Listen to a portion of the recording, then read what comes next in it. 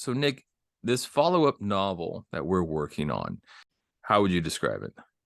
Basically the prequel of the entire Spacers Saga. It's the origin story for the Spacers Saga. It's how it sets up the storyline that causes the Lunar War, which then leads to the Tyndall Treaty, which leads to the formation of the ICA, which leads to the Spacer Corps. All of these things. And basically, it's the to draw on the entire domino effect analogy. It's that that meme of the guy like tipping over a little tiny domino, and at the end of the stack is this huge big monolith. This is the little tiny domino that sets in motion the whole rest of this universe.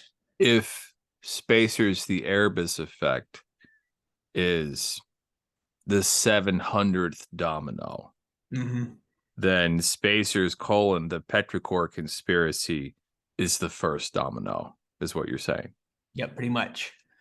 And so how I would kind of describe this in more detail, the world is living in the after effect of something called the Phoenix event.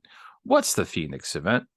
The Phoenix event is, not to find a point on it, I hope, is actually the literal first domino. It's a pretty heavy domino. It's an asteroid that I'm going with, an asteroid called 2062 Aten is what it's called. It's an actual real asteroid that passes near the Earth every year and a half or so.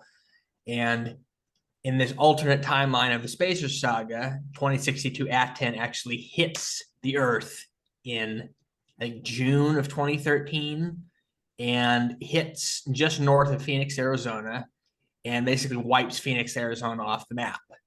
The blast and shockwave basically destroys the entire city and kills 2 million people. And the aftermath of this event, which is, as you say, called the Phoenix, as you pointed out, is called the Phoenix event. And the investigation into what really caused it is the sort of crux of the entire Petrichor Conspiracy storyline. Because it wasn't an act of God. It was a massacre conducted by his children, which is a line that we wrote into the book, which I'm pretty proud of. A line that you wrote into the book, so you take the credit where credit is due. I was trying to write in your voice, so well, I can't remember in what form I kept that line. But I know I kept at least some. I kept the kernel of it. What we've given so far is kind of the general overview of the plot and what the story's about and how it fits in comparison to the Erebus effect. But this novel is very much in flux still. Yeah. So what you're referring to is I gave you my pass at Petrichor, which was version 3 of the manuscript. I'm excited to get your response to it tonight. So they know what the novel's about, generally speaking, and they know that we're working on it still. You just got my rewrite. What did you think of it? So I really like your rewrite.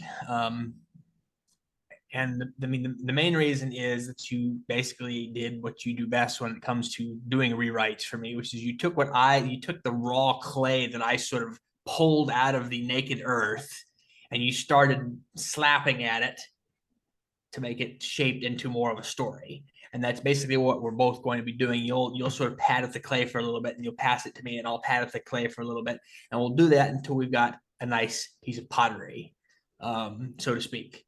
And the draft that I got back, I kept most of what you put in it. I don't know. There's little things here and there that I cut, or that I denied or refused, Sure. whatever you call it, when you are like when you decline the edit.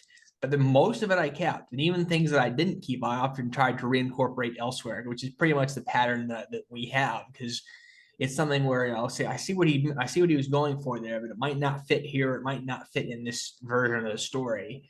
Like a big one is I know I could see what you were doing. You put some lines in there from one of the characters, Vernon Morrow, the sort of enigmatic, like mastermind type character in this storyline. He is kind of a revolutionary and is the uncle of the protagonist in the Yes, story. he's an iconoclast. And there's a couple lines in there where he's talking to his nephew, the main character, and says to him basically, make sure you're stocking up food and water. And I left that on the cutting room floor, not because I thought it wasn't good, but really for two reasons, kind of a dual reason. For one, because I didn't want to direct Vernon's character down that path too overtly, because in my estimation of Vernon's character, he's not as much a prepper as he is an iconoclast. He's a conspiracist, but he's also someone who he's extricated himself from the system, but he's not outside of the system. I don't know how to really describe it, if that makes any sense. I hope I'm making sense. Can you define what an iconoclast is? Well, an iconoclast is someone who, I mean, the literal definition is someone who destroys icons. Someone who destroys the status quo, who fights against the status quo, who fights against. It goes beyond cultural stuff, but the gist of it is basically it's someone who says, I'm going to take what is considered holy and I'm going to reject it. And in this case, Vernon Morrow says, well, the status quo that has existed for the last 35 years since the Phoenix event happened, he finds it objectionable, because he realizes that, again, 2 million people were sacrificed so that a small cabal of already rich and powerful men could get even more rich and powerful, and the world could sort of find a new status quo. He sticks his middle finger up to that status quo, and beyond that, he wants to actively tear it down. He doesn't care what comes out the other side of that tunnel. He just wants to, press the plunger, so to speak. See the world burn. Yes, because we talked about his character before, when we were actually planning out your draft before I got it back, and you sort of compared him to like Heath Ledger's Joker. And I think the thing about Vernon is that he goes right up to the level of Heath Ledger's Joker and then stops, because the Joker as imagined by Heath Ledger, he's a manipulator, but he's also a psychopath, because he doesn't care about human life. He just wants to hurt people. But I think at the same time, it's worth noting that as much as Heath Ledger's Joker is an iconoclast and a rebel in his own right, he's also a master planner, because all this talking he does about loving chaos, everything that happens in that movie is the result of his planning. Someone who likes chaos doesn't plan that much. He's a liar. He's a hypocrite. That's one of the things that I think, if anything, actually does kind of ring true in this story that I try to preserve, is there's characters who are saying one thing and doing another. They're unreliable narrators of their own story. Like Vernon is telling in the draft that I've sent you, basically, Vernon is telling his nephew one thing and seeming sincere, but he's really telling Tom, his nephew, these things so that he will do something that he wants him to do. And he understands that Tom may hate him for it later, but he needs it to be done. So he tells him a certain point of view, just sort of truth, to quote Obi-Wan. So the material recovered from the asteroid that hit Phoenix is a source of clean, immense energy, right? They sacrificed 2 million people to sell cheap, seemingly infinite energy to the planet. Here's where the conflict comes in. The conflict comes in because basically it's not necessarily the thing that the material is running out. It's that the demand for it is being outstripped by supply, which sounds the same, but there's a subtle difference. There's a line from a book. There's a line in that where it says where the third person narrator says, "Stretch, fed stomachs only stretch." So these materials that are left over from the asteroid that impacted Phoenix, that have been scattered all over the world by the actual asteroid impact, by the explosion of the asteroid, and then just basically raining down like debris from any bomb or explosion, they're trying to harvest it. But the way I envision it is it's not necessarily a one-to-one relation where it's like, oh, we take this material and it gives us clean energy, but it's material that allows us to get free energy, because what it is like maybe the material has like superconductive qualities, like room temperature superconductive qualities. Maybe it has some sort of quality to it that allows you to process fusion more energetically, because right now, for example, the problem with fusion, with commercial fusion, is that it's hard to produce more energy than you use to create the reaction, because you're smashing two light elements together to make a slightly heavier element, and the energy that's released as a result of that combination is what you harvest to generate power. It's the opposite of fission, which is what we use for nuclear power nowadays, which is still difficult, but is a lot easier, because you're taking two heavy elements that are inherently unstable and you just smash them together. You cause them to fuse, to basically detonate. It's the same thing that we used for the original atom bombs. Fusion is what you use, and is the same process that fuels the sun and what fuels thermonuclear weapons. But it's hard to do and control for commercial purposes, because basically, these atoms and things don't want to hit each other. They don't want to actually fuse, because it violates, you ever try and stick the two like poles of magnets together, they don't want to. It's the same sort of principle. So maybe some quality in this material, this asteroid had all through it in veins or whatever, allows for that to happen. So something I like about Petrichor is it's got an element of the big lie, where the big lie is the Phoenix event was natural. The truth is it wasn't.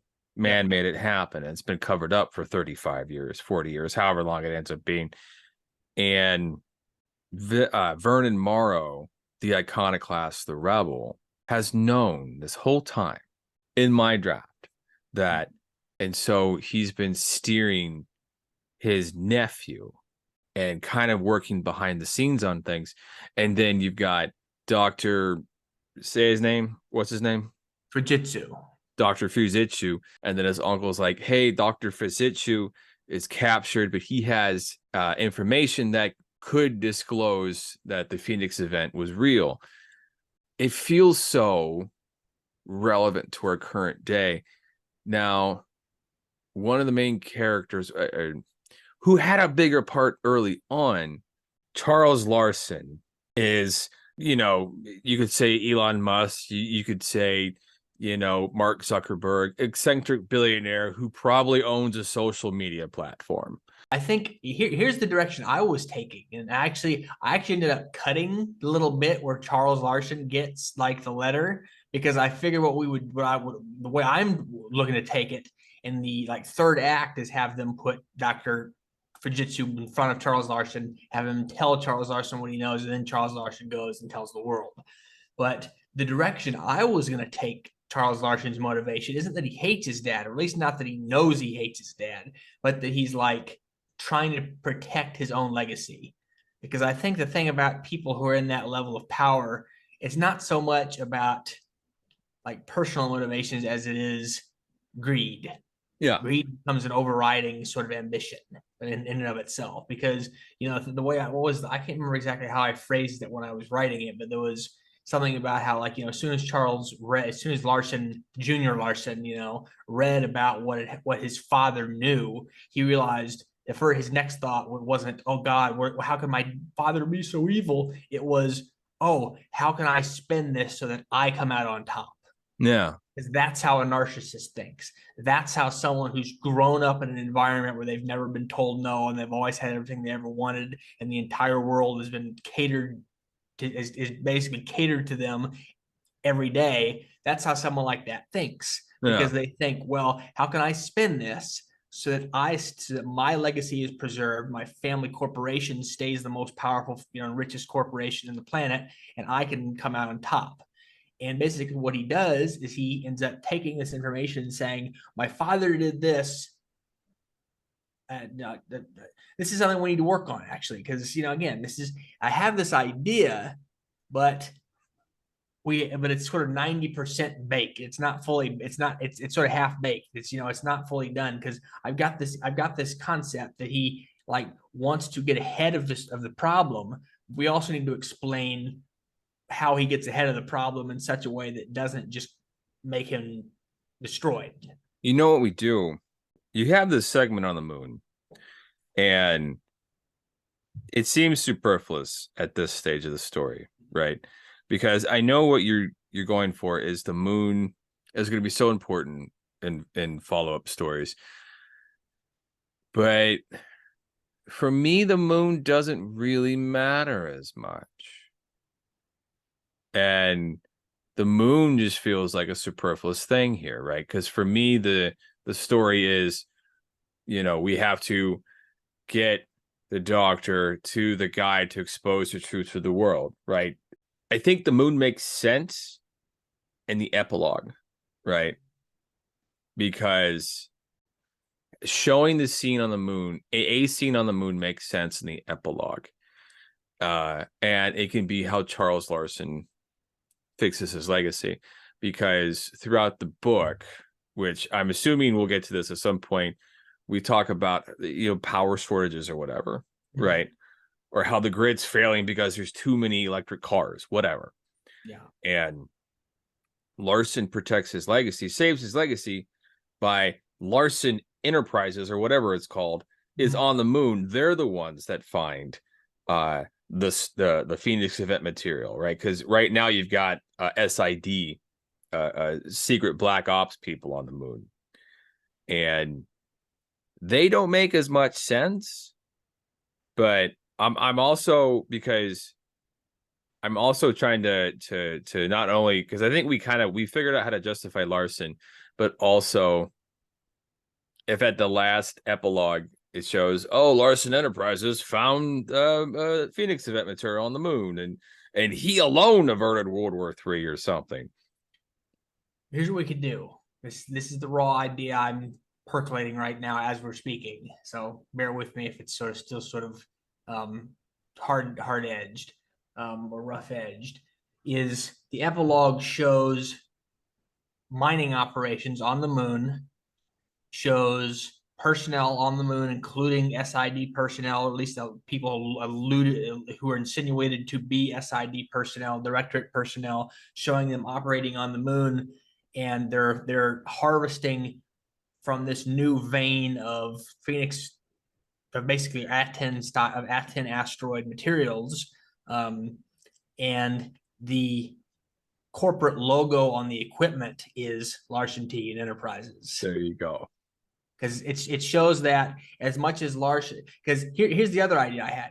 What if Larson doesn't actually break the news? What if they sort of manipulate Larson into breaking the news by saying, hey, we've got something that's going to, by using it, it's like you said, use his platform. If he's got this social media site that everyone on Earth uses, put the doctor in front of it, because basically what I'm trying to think of right now is like, how do we cut the story and trim it and make the parts that are already there work for what we want? Because basically, we've got a secret government black site in Lincoln County, Nevada.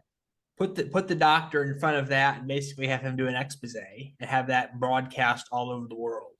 Whether Larson wants it to or not, that's going to break the news, and then they're going to have to try and figure out how to cover it.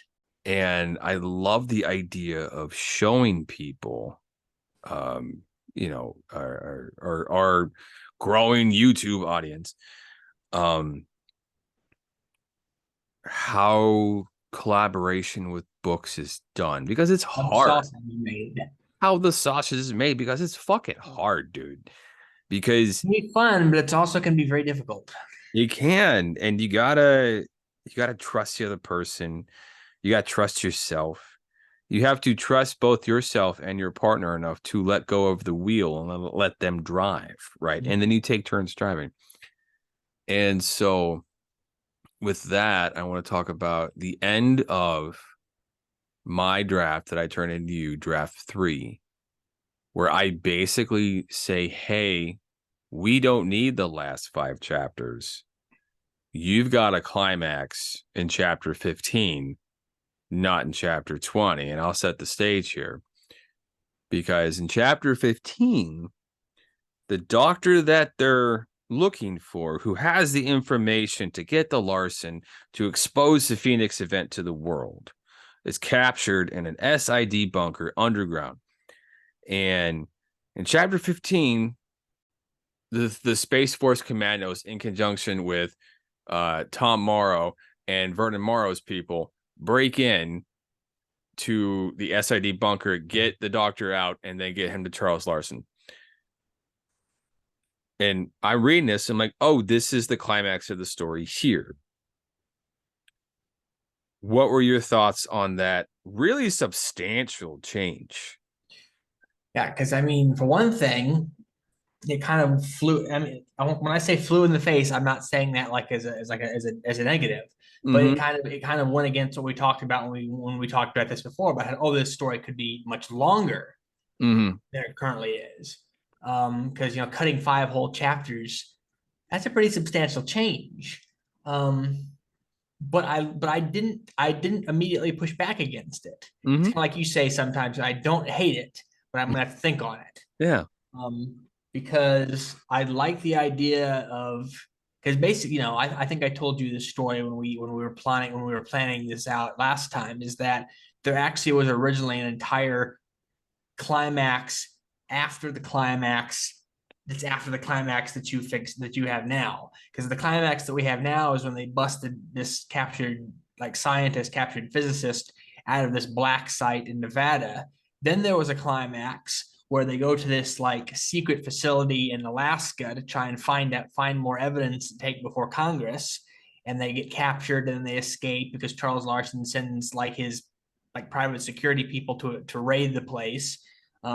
Originally, there was going to be another climax, so they went to, but I ended up combining those two, the one like the final climax with the one where they were in Alaska, and said, because I realized actually as I was writing a screenplay of all things based on this, that it didn't make sense to have all these, going up to the top of the roller coaster and then coming back down. It was stupid. It was a chain of these things.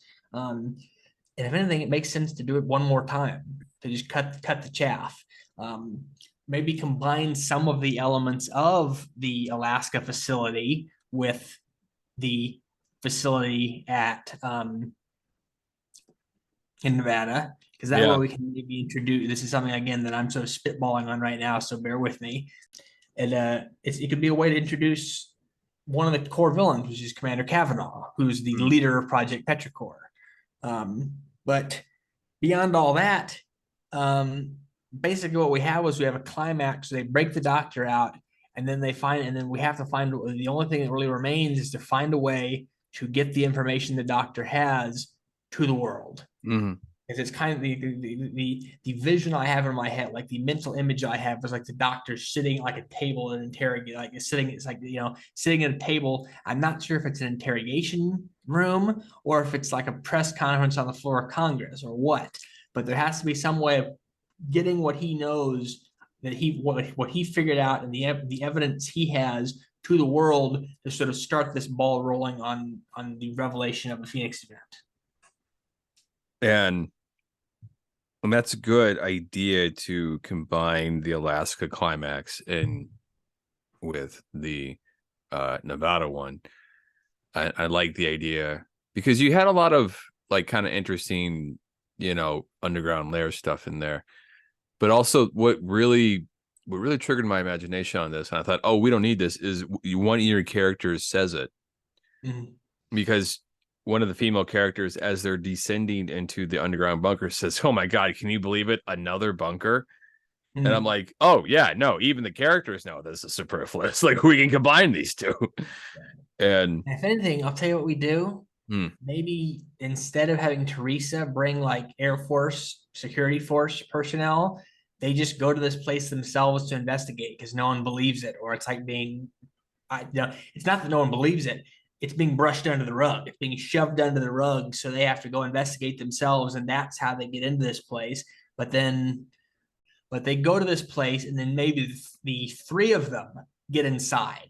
Because right now, the way we have it is that they have Alicia, the other doctor, the doctor who sort of sets the whole thing in motion by discovering a piece of debris, of Phoenix debris in Svalbard, Norway, this island off the north coast of Norway, or series of islands. We have her get captured on purpose so that she can break inside and find out. Well, if you really tear that, if you start picking that apart, it starts to fall apart pretty quickly because we got this sort of. I mean, I'm not saying she's dopey by any means, but we got this sort of.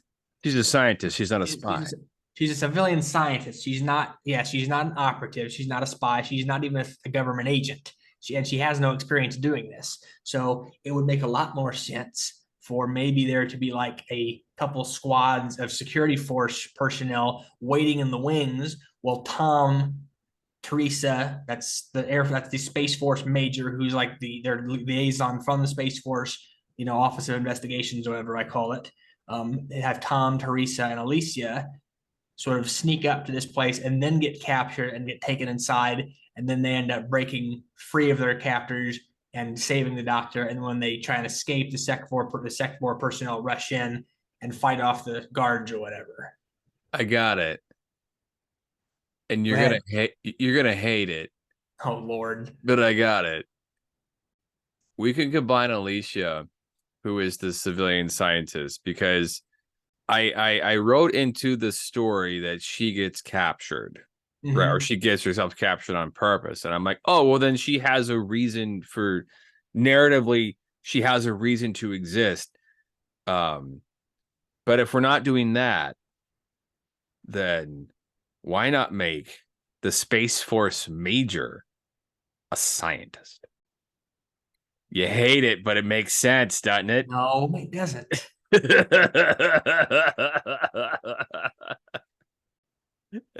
Is why the hell would a Space Force major who's 37 and flew a fighter bomber in Iran be digging around in fucking Svalbard?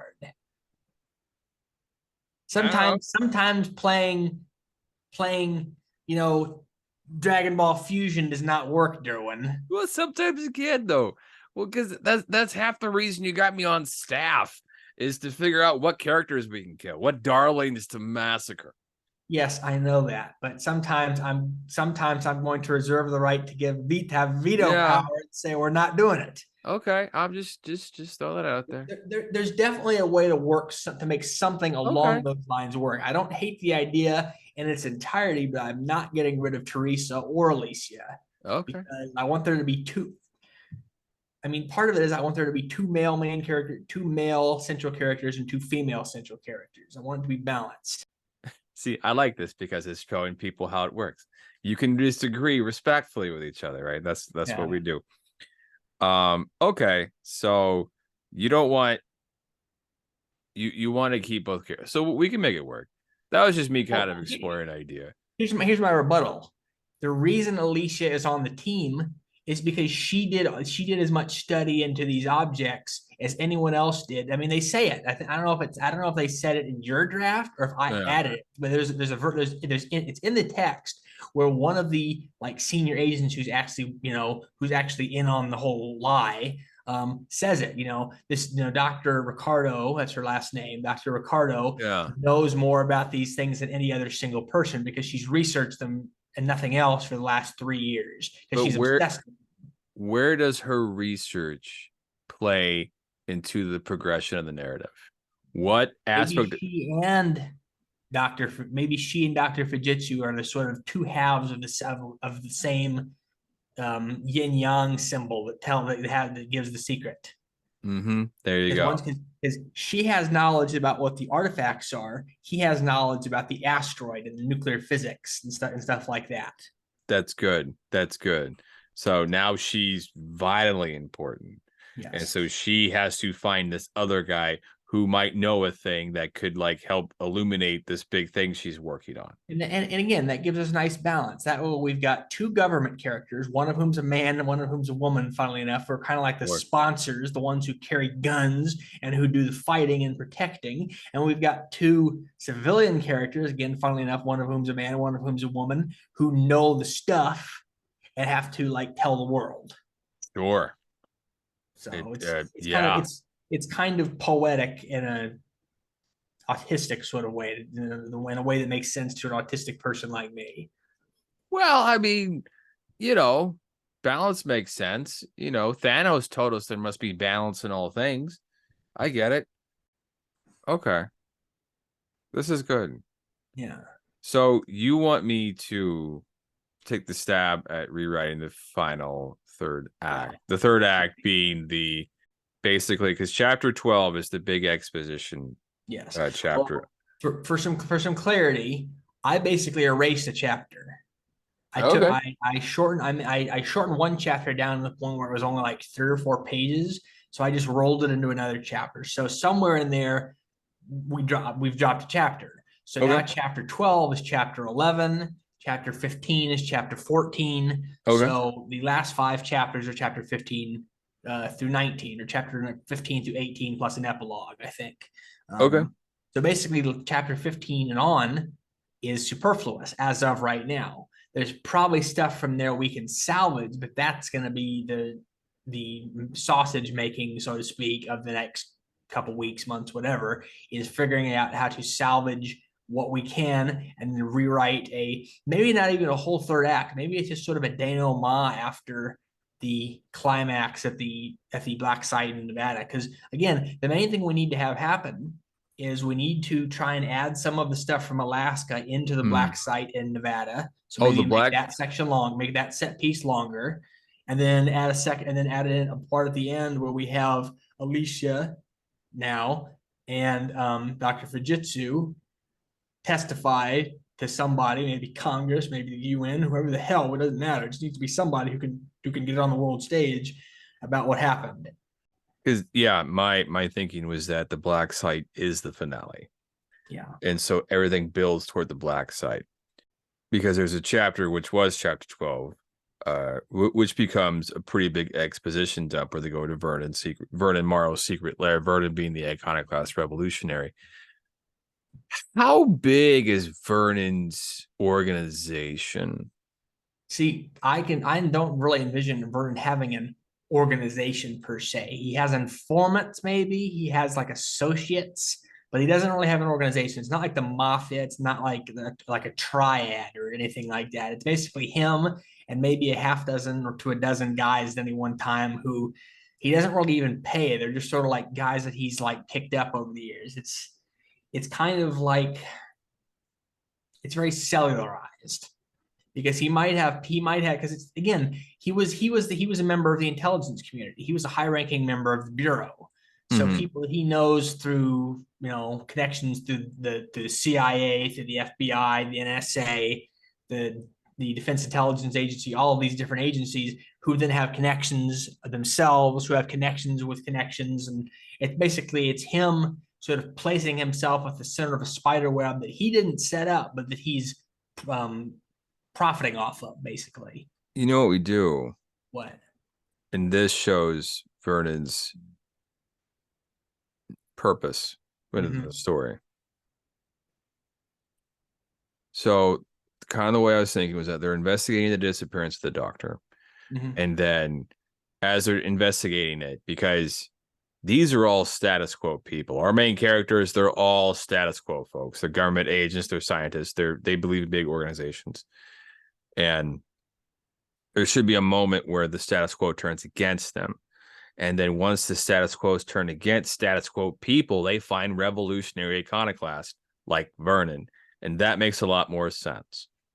And when they're at Vernon's place, they say to Vernon, hey, we got to find this doctor guy. And Vernon says, cool, I know where he's at. And I got a guy on the inside. And so our three heroes. Yeah, 3 heroes, including the doctor. And so our 3 heroes, they get themselves locked up on purpose.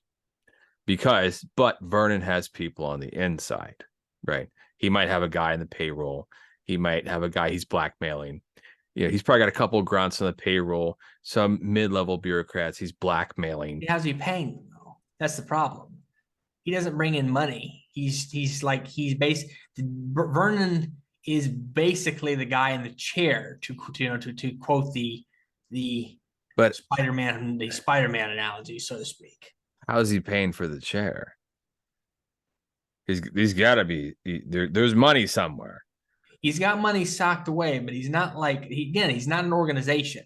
He's not like he doesn't have there's sort of a gray area in there because he's not like he doesn't have he doesn't have like a long-term cash flow, but he basically set himself up and then just sort of fell off the grid.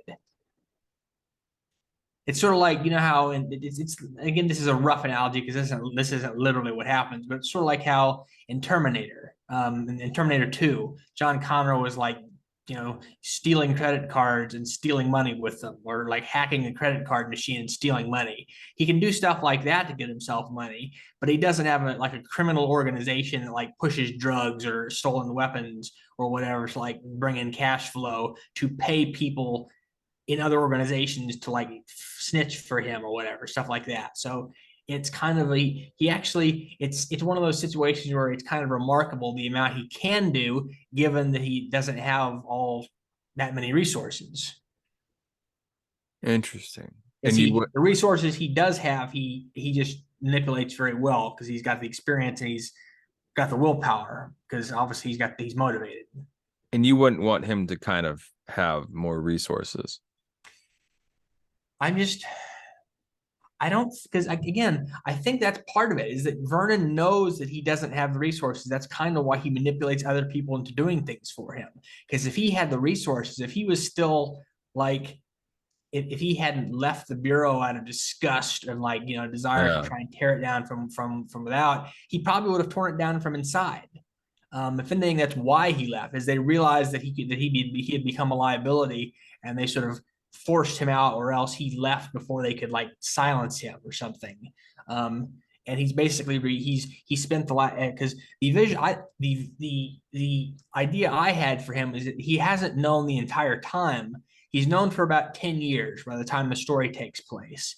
And he left about a year or so after he found out, because he started setting things in motion before he left the Bureau, before he gave enough of his hand away that they had to force him out.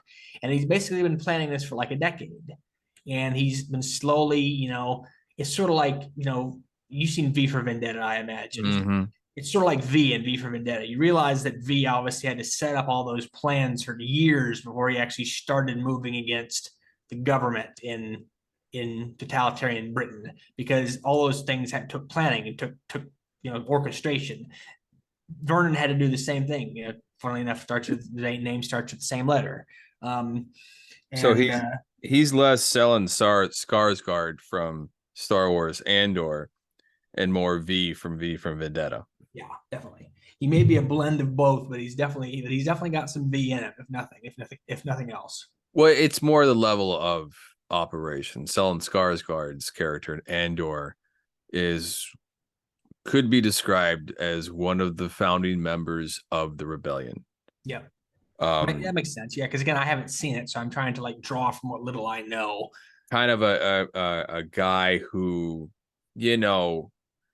has a lot of clandestine meetings, Machiavellian people he talks to, knows a lot of bad people.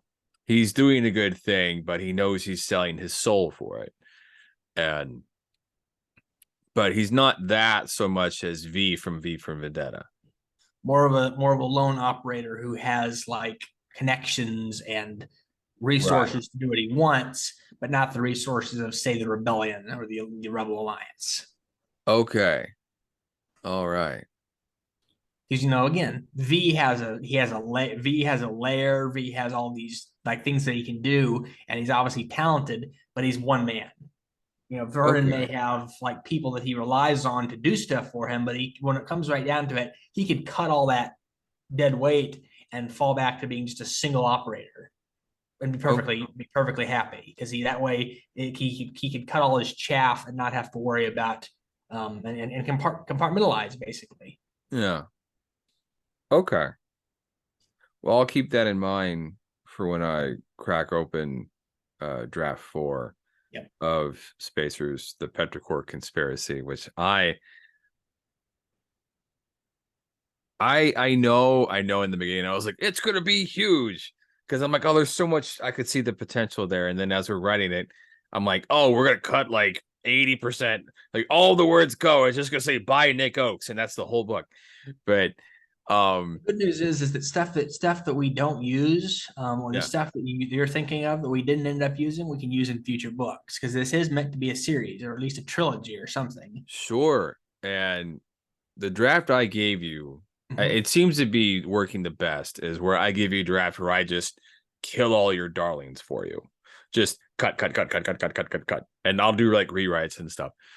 And it might get bigger. It might expand a little bit. We might flesh out the world and kind of see it more. I don't know. I haven't This is going to be so much fun to explore, but I think we'll wrap up there. Mhm. Uh unless you have anything else.